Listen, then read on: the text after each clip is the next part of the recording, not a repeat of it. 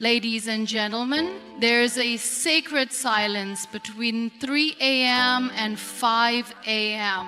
The world sleeps, unaware, undisturbed. But the sky, oh, the sky whispers to the few who dare to rise. This is not just about waking up early. It's about waking up within. It's about finding that quiet moment before the chaos begins. It's in that hour when your soul gets a chance to breathe, uncluttered by the noise of the world. You see, healing doesn't scream. Growth doesn't make announcements. And clarity doesn't come banging on the door. It comes in stillness, in surrender, when you sit alone in the dark and listen to your heart speak truths you've been too distracted to hear all day. That's what this hour is for. Between 3 and 5 in the morning, God is closest. Not because He moves closer, but because we finally move away from the distractions, the ego, the performance. We meet ourselves without the masks.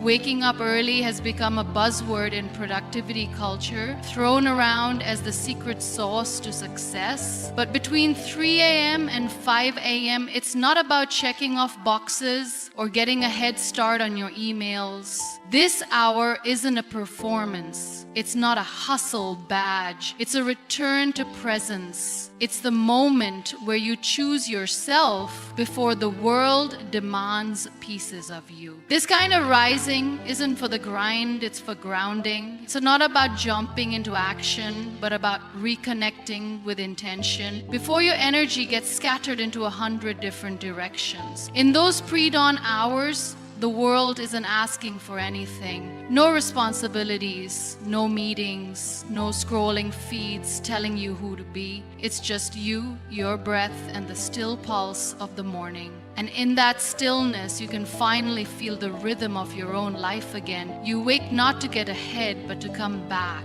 to your values, your clarity, your peace. That's the kind of presence you can't buy, fake, or rush. You have to meet it in the quiet. You have to be willing to wake when it's inconvenient. You have to want your own truth more than your comfort. Presence is different from awareness. You can be aware all day long and still be disconnected. You can be conscious of your tasks, your deadlines, your goals, and still feel numb inside. But presence is sacred. It's being fully in the moment with yourself. No distractions, no masks. It's showing up not as the version of you the world expects, but the version of you that exists before expectation ever touches you. And that version, it's quieter, more tender, and usually buried beneath layers of noise. You don't meet it at noon in a crowded room. You meet it in the dark when the world is still and your soul starts to stir. This kind of rising teaches you to slow down before the day speeds you up.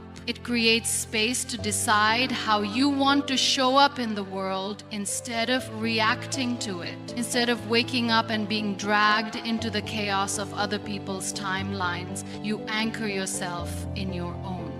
You begin to lead your day instead of being led by it, and that leadership doesn't always look loud or impressive. Sometimes it's as quiet as breathing deeply. Sometimes it's as simple as not checking your phone. Sometimes it's choosing a thought that brings you peace over one that brings you panic. That's presence. That's power. You begin to realize that rising early isn't about doing more. It's about being more in touch with your own energy, being more conscious of how you speak to yourself, being more deliberate in what you choose to carry into your day. Productivity without presence is just performance, and performance without purpose is empty. But when you start your day with intention, everything else aligns. You're not chasing meaning.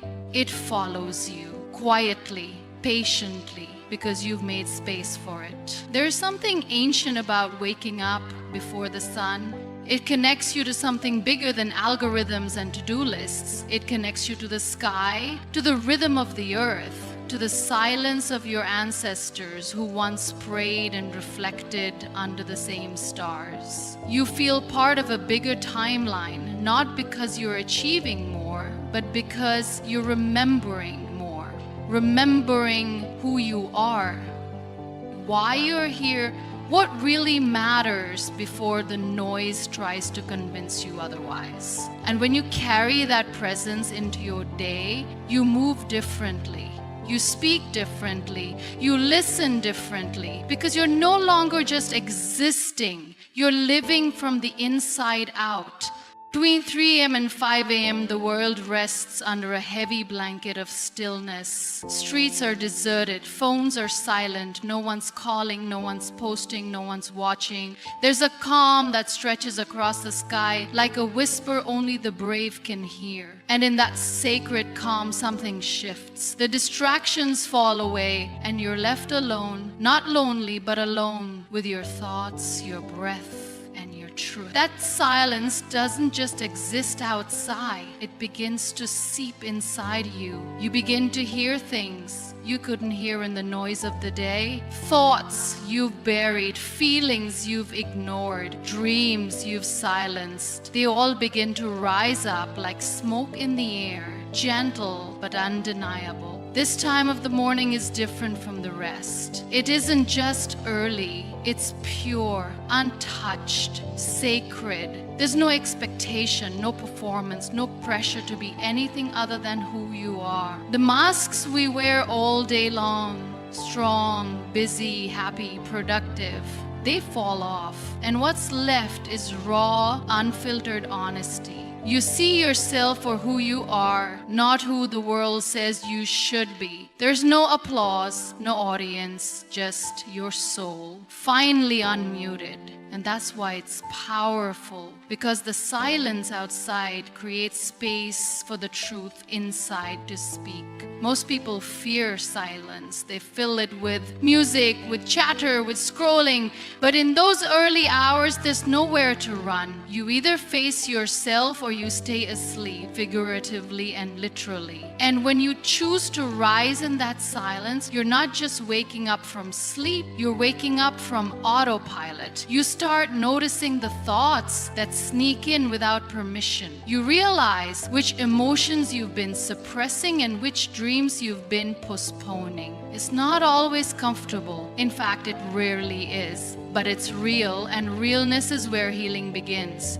There's also a strange kind of strength in being awake when the rest of the world isn't. Not because it makes you superior, but because it makes you available to your own spirit. That availability opens doors, ideas come more clearly, decisions feel less clouded, your heart, instead of racing to keep up with life, finally gets a chance to speak. And if you listen closely, you'll hear what it's been trying to say all along. That you're tired, that you're hopeful, that you're scared, that you're brave, that you're still standing. It all rises up in the silence, asking to be noticed. There's no noise to drown out your intuition at this hour. No traffic, no emails, no deadlines breathing down your neck. Just breath, just life, just you. You begin to remember things you'd forgotten in the rush. You remember what matters, who matters. You remember your younger self, the one who used to dream fearlessly. You see the gap between who you are and who you're meant to be, not as a failure, but as an invitation to close that gap one quiet morning at a time. In this silence, even your fears start to look different. They're not monsters anymore. They're messages telling you what needs healing, what needs letting go, what needs your courage. The world during the day tells you to move faster, but this silence tells you to slow down, to feel, to be. It's in this space that clarity finds you, not with a bang, but with a soft knock on your soul's door. And when you open it, you don't find answers, you find yourself. Prayer at this hour isn't about ritual or routine. It's not the kind of prayer you perform out of habit or obligation. Between 3 a.m. and 5 a.m., prayer becomes something else entirely. It becomes a conversation, raw and unedited. It's not polished or rehearsed. It's not something you prepare for with flowery words or formal gestures. It's messy. It's real. It's you showing up just as you are. Tired, broken, hopeful, confused, grateful, scared, all of it without filters. In the quiet of the early morning, you're not performing for anyone. No one is listening except the one who already knows what's in your heart. That's the kind of honesty that only the night can pull out of you. There's something about the way darkness holds space for vulnerability. When the world is asleep and your guard is down, the layers peel back on their own. You don't even have to try. You just breathe and suddenly you're saying things you didn't know you needed to say. Your heart starts speaking before your mind can censor it. It whispers pain that you've been carrying quietly. It cries out for strength, for comfort, for understanding. And instead of feeling embarrassed or weak, you feel seen. Not by people, but by the divine. In that moment, you realize that prayer isn't about saying the right words. It's about saying the true ones. You don't have to kneel perfectly. You don't have to recite flawless verses. Sometimes prayer is just sitting still and breathing. Sometimes it's crying without a single word. Sometimes it's asking why again and again until you have nothing left but silence. And that silence, it becomes part of the prayer too. It says what words can't. It's the soul's language when it has run out of syllables. Between 3 a.m. and 5 a.m., that silence is full. It holds more emotion than 1,000 speeches. And in that stillness, you begin to understand that prayer is more than a request. It's a relationship, a lifeline, a place you return to, not to be fixed, but to be held. People often think prayer is about changing your circumstances. But in these sacred hours, you learn it's really about changing your perspective. You lay your burdens down, not so they magically disappear, but so they don't crush you.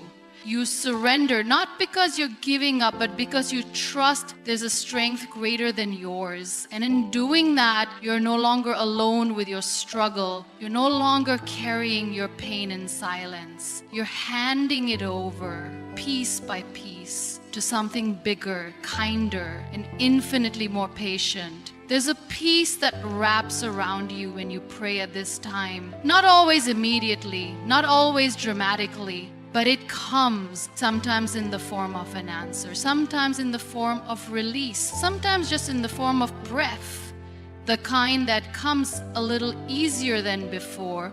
It doesn't matter how you pray. It doesn't matter if your voice shakes or your words fall apart. What matters is that you show up, that you let the walls fall, that you speak or cry or sit there in silence with your hands open and your heart even more so. The world spends so much time telling you to be strong, to keep moving, to pretend you're fine. But in these early hours, prayer tells you the opposite. It tells you it's okay to be tired. It's okay to feel lost. It's okay to not have it all figured out. You're not expected to be perfect here. You're just expected to be present, to come as you are.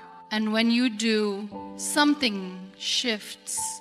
Not always outside, but definitely within. Because prayer at this hour doesn't change who God is. It changes who you remember you are.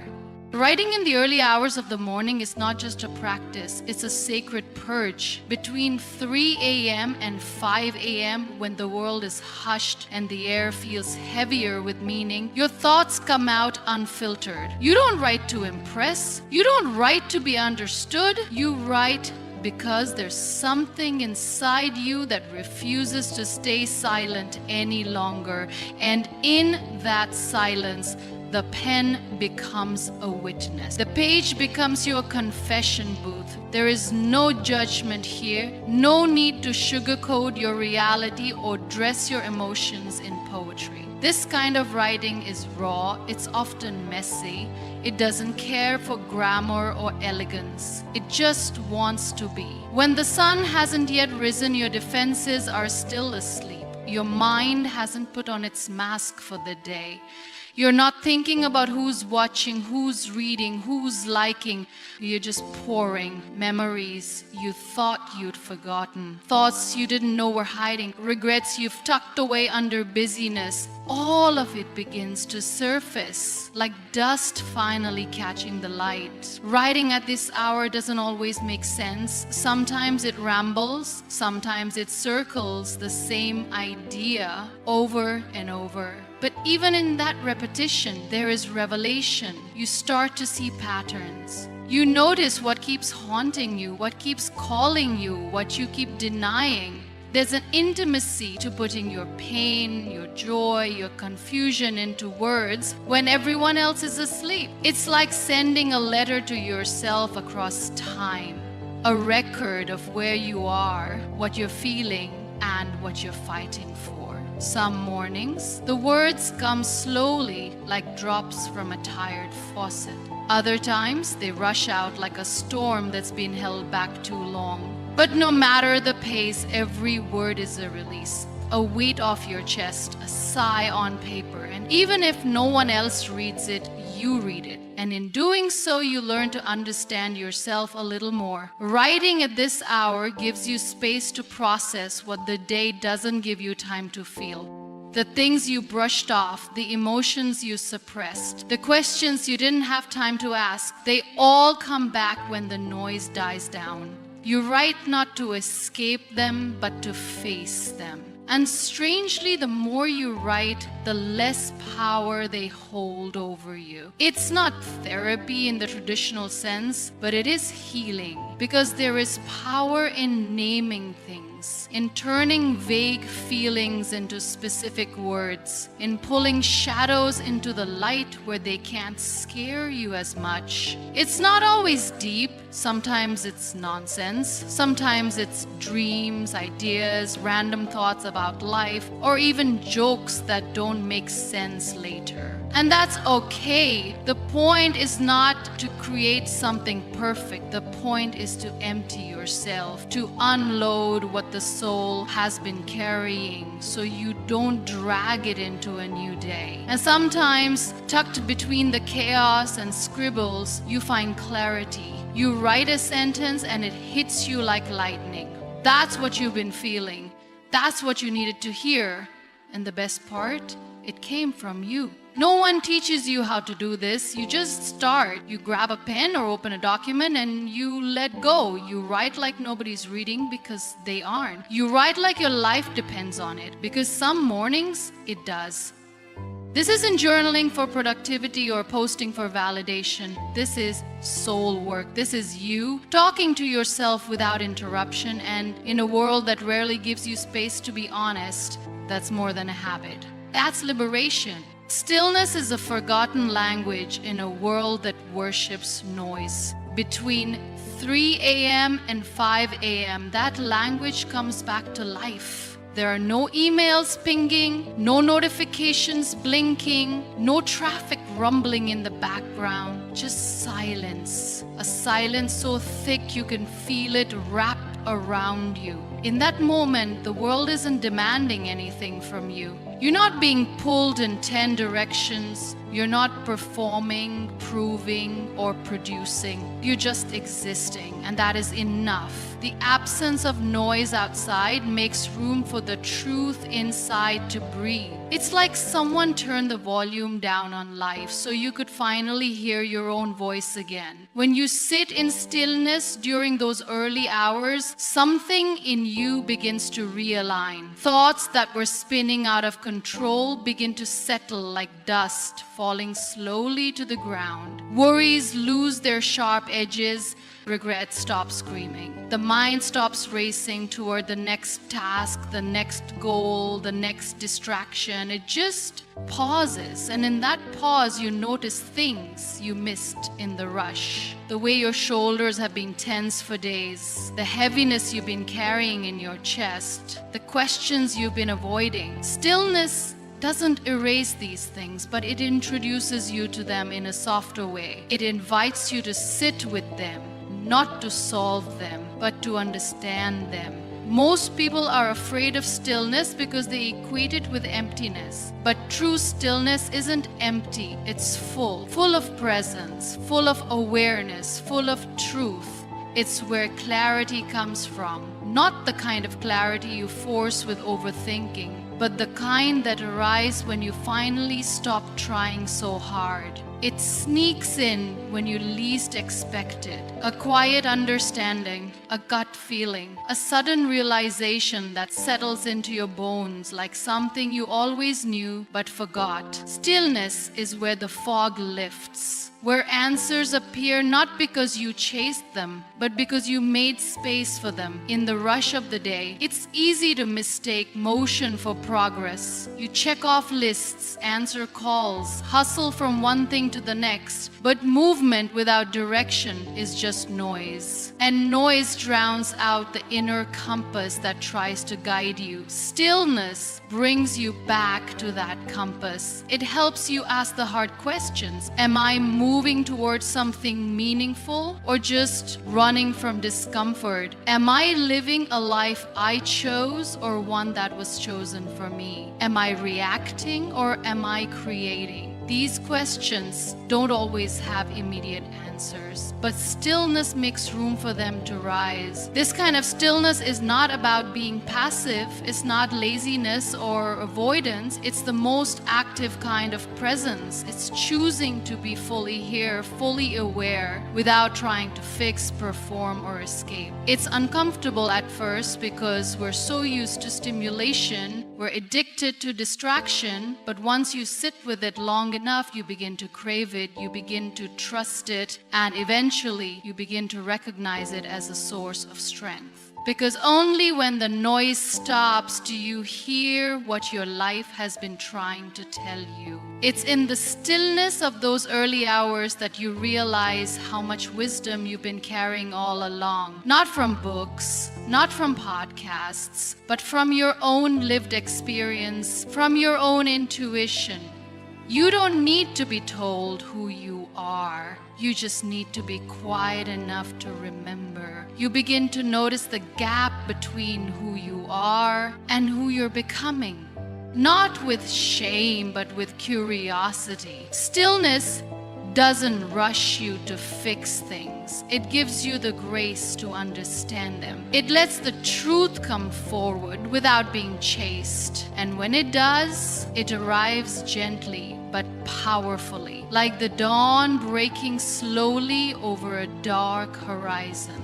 Between 3 a.m. and 5 a.m., there's a kind of sacred intimacy that exists between you and yourself. No filters, no roles, no expectations pressing down on your shoulders. This is the hour when you meet the version of you that you rarely get to see during the day. The one who isn't trying to impress, perform, or survive. It's not about proving anything. It's not about productivity or perfection. It's about presence, about showing up for your own soul when the rest of the world is too busy sleeping to notice.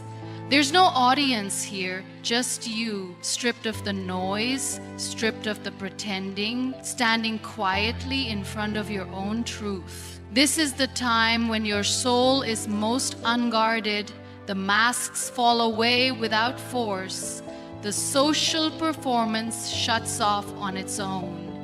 You're not the student, the parent, the worker, the achiever. You're just a being, a human being, not a human doing. And in that quiet state, you realize how rare it is to actually sit with yourself like this. We spend so much of our days outward facing, responding, reacting, running. But in these early hours, everything turns inward. Your thoughts rise to the surface without interruption. Your emotions knock softly instead of screaming. Your truth feels less like a burden and more like a companion. When you meet yourself in this hour, it's not always pretty. Sometimes you're exhausted, sometimes you're anxious, sometimes you don't like what you see. But that's the point. This hour doesn't require you to be fine. It invites you to be honest, to sit with what is, not what should be. To look yourself in the eyes and say, okay, let's talk. The darkness doesn't hide you, it reveals you. And that revelation isn't meant to shame you, it's meant to hold you. Because when the world isn't watching, you're allowed to be soft, you're allowed to be confused, you're allowed to not have it all figured out. You begin to understand that self-meeting is the beginning of self-healing. Not the kind of healing that's glamorized with candles and mantras, but the gritty, gut-wrenching kind that requires you to sit with your brokenness and not flinch. In that space, you don't need advice. You don't need answers. You just need presence. A gentle acknowledgement that you exist beyond your productivity, beyond your trauma, beyond your titles. You begin to realize how long you've been avoiding your own gaze. How long you've been too busy or too afraid to check in with the one person you spend your whole life with. You. This is also the hour where your intuition speaks the loudest, not because it suddenly grows stronger, but because everything else goes quiet. The opinions of others, the constant barrage of thoughts, the weight of past failures and future worries, they all fade just enough for you to hear that quiet inner voice that says, this is who you are. This is what you need. This is what you're capable of. And hearing that voice, even if it's shaky, even if it's small, changes the entire course of your day. Because it's not just guidance, it's remembrance. A coming home to yourself. What you do in this hour doesn't need to be dramatic. You don't need to meditate perfectly or write a masterpiece. Sometimes just sitting with a warm drink in silence is enough. Sometimes just placing your hand on your heart and breathing is enough. Because what matters most isn't what you do. It's that you showed up, that you made space, that you remembered your own name before the world tried to rename you.